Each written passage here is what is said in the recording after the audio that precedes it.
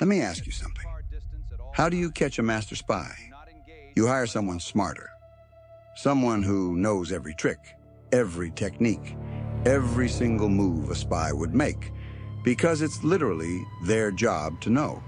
Makes sense, right? Now here's where it gets insane.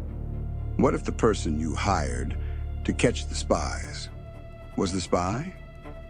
What if the guy running counterintelligence operations against the Soviet Union was, at the exact same time, passing everything straight to the KGB? What if he sat in the FBI's most classified meetings, shook hands with the director, coached his colleagues on how to protect America's secrets, and then drove to a quiet suburban park, dropped a garbage bag full of classified files under a wooden bridge, and sold it all to Moscow? For 22 years, nobody caught him. Not his boss, not his colleagues, not the CIA, not the NSA, not even when his own brother-in-law, another FBI agent, walked into the bureau and said, "I think something's wrong with this guy." They ignored it. They even put him on the top secret task force assigned to hunt down the mole. He was literally leading a nationwide manhunt for himself. This is the story of the most damaging spy in the history of the United States. Not a foreign agent, not someone who snuck in, someone who took an oath, raised 6 kids, went to church every Sunday, and sold his country out for cash and the thrill of being the smartest guy in the room. His name was Robert Hanssen. And while the FBI spent 22 years tearing their own agency apart, looking for the ultimate traitor, he was 3 offices down the whole time. Before we get into what Robert Hanssen did, you need to understand who he was. Because the scariest part of this story isn't the secrets he sold. It's the face of the man selling them. The son of a Chicago cop, Hanssen was a numbers guy, an investigator who knew exactly how to track mistakes. In 1976, he walked into the FBI and took the oath. From the outside, he was the ultimate agent, serious, disciplined, completely joyless. He was a devout Catholic, a member of the ultra-strict Opus Dei. He went to Mass every single day. Think about the psychology of that. A man receiving communion in the morning and selling out American spies to be executed by the KGB in the afternoon. 6 kids, his college sweetheart for a wife, a house in the Virginia suburbs. At work, colleagues actually called him the Mortician. He wore cheap, off-the-rack dark suits, never smiled, and had a chilling, superior attitude. He'd ruthlessly lecture agents for leaving files on their desks and write scathing memos about security. Nobody questioned his loyalty, because his entire personality was built around the rules. When the FBI hunts for a mole, they rely on behavioral profiling. They look for the guy with massive gambling debts, the agent buying a Rolex on a government salary, the guy passed over for a promotion with a massive chip on his shoulder. You look for someone whose life is cracking under pressure. Robert Hanssen drove a beat-up Ford Taurus. He didn't drink. He didn't gamble. He never seemed like he was hiding anything. He seemed like the exact guy you'd hire to catch the person hiding something. And for 22 years, that boring, hyper-religious persona wasn't just his life. It was his perfect camouflage. Here's something that will completely mess with your head. Robert Hanssen was never recruited. Nobody approached him. Nobody pressured him. Nobody found his weakness and exploited it. There was no honey trap, no blackmail, no ideology. In 1979, 3 years into his FBI career, Robert Hanssen simply walked up to a Soviet trade office in New York City, left a package at the front desk, and walked away. Inside that package was a name, Dmitry Polyakov, a Soviet army general. and the most valuable intelligence asset the United States had inside the Soviet military. A man who had been secretly feeding information to American intelligence since the early 1960s. 2 decades of intelligence, movements, strategy, sources, the kind of asset that takes a generation to develop. Hanssen burned him on his first day in the game. Just like that. No hesitation, no ramp-up, no testing the waters. He walked in with the crown jewel and dropped it on the table. Why? He told the FBI after his arrest that his only motivation was money. But profilers knew that was a lie. He didn't live a lavish lifestyle. It wasn't about the cash, it was about pure, unchecked ego. The absolute thrill of playing God and being smarter than everyone in the room. For 2 years, 1979 to 1981, Hanssen fed the Soviets a steady stream of classified intelligence. FBI counterintelligence programs, surveillance techniques, the identities of Soviet assets working for America. And then, his wife caught him. Bonnie Hanssen went into the basement of their suburban New York home one evening and caught her husband hunched over a stack of Soviet intelligence documents. She confronted him. He admitted everything. But he gaslit her. He claimed the information he'd passed was worthless. Just chicken feed. Nothing that would get anyone killed. It wasn't true. But she believed him. At Bonnie's insistence, Hanssen went to confession. He told a priest everything. The priest told him to donate the dirty money to charity, which he did. Mother Teresa's mission. Let that sink in. The KGB's cash, laundered through a Catholic charity. And then he stopped. For 4 years, Robert Hanssen was clean. He went to Mass every morning. He lectured his colleagues about security protocols. He got promoted. He moved deeper into the FBI's most sensitive counterintelligence operations. And in October 1985, he stepped right back into the shadows. October 1st, 1985. Hanssen didn't go back to his old contacts in Soviet military intelligence this time. He wrote a letter directly to the KGB, introduced himself only as B.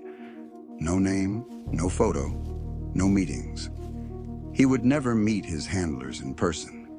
Everything was done through dead drops, trash bags left under wooden bridges. Not once in 22 years did they see his face. That decision alone tells you everything about who Robert Hanssen was. He wasn't reckless. He wasn't emotional. He was the most disciplined counterintelligence professional in the building, working against the building. His opening move was devastating.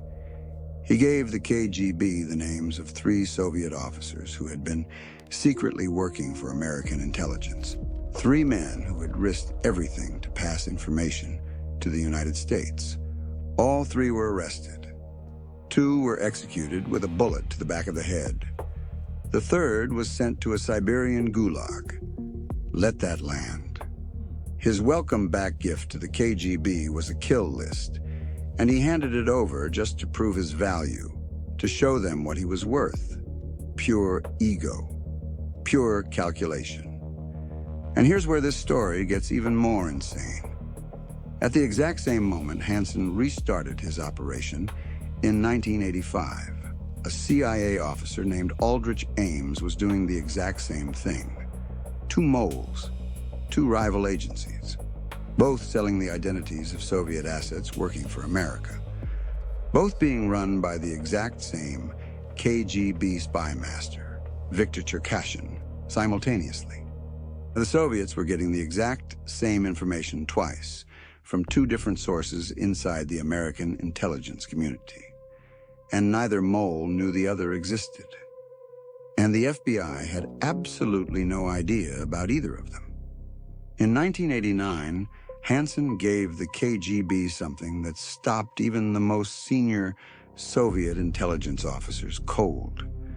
The FBI and NSA had spent years and hundreds of millions of dollars secretly digging a high-tech eavesdropping tunnel right beneath the Soviet embassy in Washington, D.C.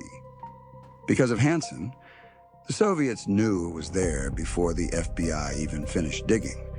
Millions of dollars, years of work, and the Americans just sat down in that tunnel listening to useless noise.